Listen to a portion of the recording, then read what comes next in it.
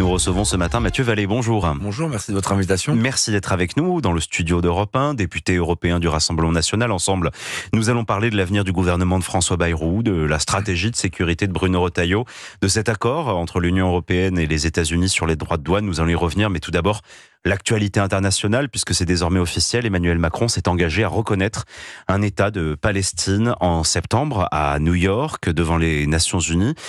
C'est un engagement précipité de la part du président de la République ?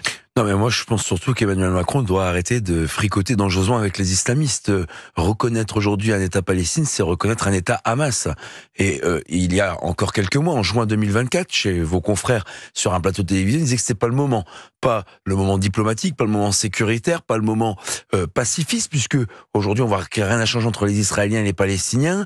On voit aussi que l'autorité palestinienne en Cisjordanie est en grande difficulté, que le Hamas dirige la bande de Gaza, donc c'est pas possible. Et il y a quelques mois, il recevait le président ex-djihadiste El Sharaa de la Syrie, alors qu'on a eu des centaines de morts sur le territoire national par les islamistes. Donc je ne comprends pas la position du chef de l'État. Ça veut dire que vous prêtez des accointances à Emmanuel Macron avec les islamistes ? Écoutez, quand on reçoit à Paris, sur le Trocadéro, ou à l'Élysée en grande pompe, quelqu'un qui a du sang sur les mains et qui essuie ses pieds sur le drapeau de la République française, par les valeurs qu'ils incarnent, c'est-à-dire les valeurs de l'islamisme, les valeurs du sang, parce que c'est leur valeur à eux, et oui, moi j'en ai marre que les patriotes comme nous, on nous traite d'extrémistes alors qu'on défend la survie de notre nation, notre sécurité, des valeurs d'humanisme, face à des gens comme Emmanuel Macron, qui finalement s'estiment en fait supérieurs à nous, et qui à l'intérieur sont laxistes du pays, où on voit la situation face aux racailles, et à l'extérieur qui ont une collusion avec les islamistes. Dans la lettre qu'il a adressée au président de l'autorité palestinienne Mahmoud Abbas, le président de la République avance les arguments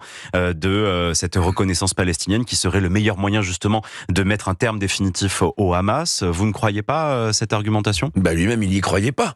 Les dernières déclarations d'Emmanuel Macron étaient d'avril 2025. Il y a eu juin 2024, avril 2025. En avril 2025, il expliquait que c'était toujours pas le moment. Puis on est bien seul.